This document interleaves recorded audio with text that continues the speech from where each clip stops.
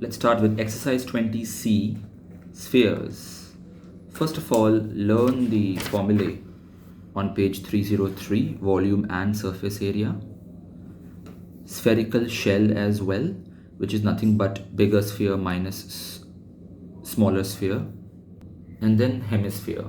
Volume will obviously be half of the sphere.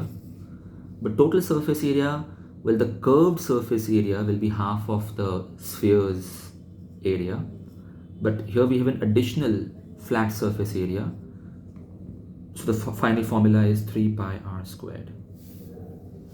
Let's start with the second sum. The volume of the sphere is given. Find its diameter and surface area.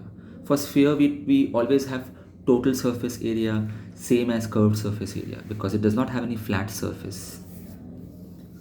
So volume formula is 4 upon 3 pi r cube.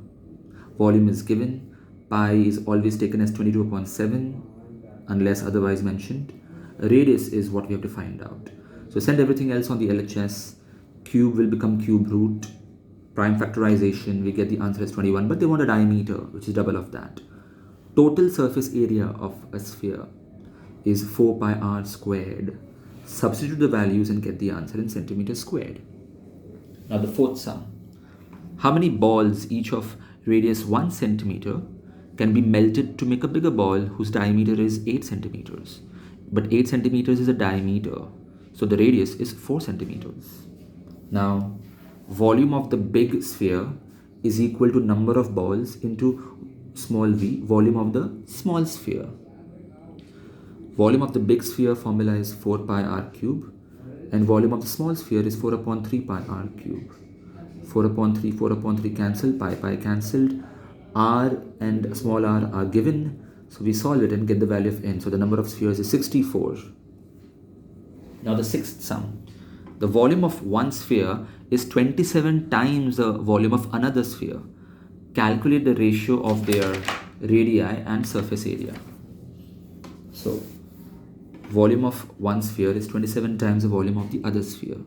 Ratio is the best method to solve such sums. Use the formulae. 4 upon 3 and pi get cancelled. So we get r1 upon r2, cube becomes cube root, and the ratio is 3:1. Always leave the final answer in ratio if they've asked for ratio, not in fraction.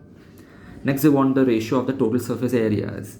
Use the formula, 4 pi gets cancelled, r1 upon r2, the whole squared is 9:1. Next, let's understand the eighth sum.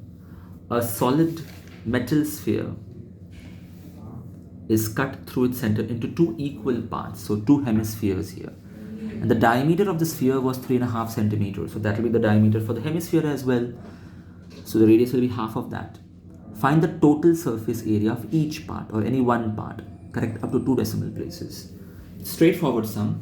Radius is 7 upon 4 centimeters. Total surface area of a hemisphere is 3 pi r squared. Substitute the values and you get this answer. Now the 10th sum. A solid sphere and a solid hemisphere have the same total surface area. Find the ratio of their volumes. Alright. So total surface area of sphere and hemisphere is same in this sum. Pi gets cancelled. Get the value of r upon r. By the way, capital R, I'm assuming it to be the radius of the sphere and small r is the radius of the hemisphere. So I get the ratio as √3 upon 2. Now they want the ratio of their volumes. Capital V is the volume of the sphere and small v is the volume of the hemisphere. Use the formula 4 upon 3, but here 2 upon 3. Cancelled, and r upon r answer we know, this one. So substitute that, cube it.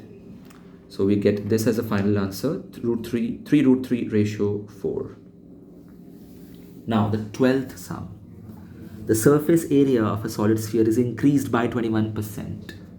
Find the percentage increase in radius and volume. Surface area is increased by 21%. If the original surface area was, let's say, 100, what is the new surface area after 21% increase? 121. So I'll start with that. The ratio of their new surface area and original surface area is 121 upon 100. Use the formula to get the ratio of r upon r. Now they want the percentage increase in the radius. I'm going to use dividendo. That is the easier method. There are many other methods as well. So by dividendo, I'm getting the difference between the radii, which is a part of the formula of percentage change, because whenever you want to find the percentage increase in something, it's always the difference between the new and the original upon the original into 100%. So I get that answer directly as 10%. I'll use the same logic for volume. The ratio of their volumes is this. R upon R ratio we know. So we get this ratio of their volume. And to find the percentage increase, I do dividendo and I do into 100% on both the sides. When I solve it, I get the percentage increase in volume.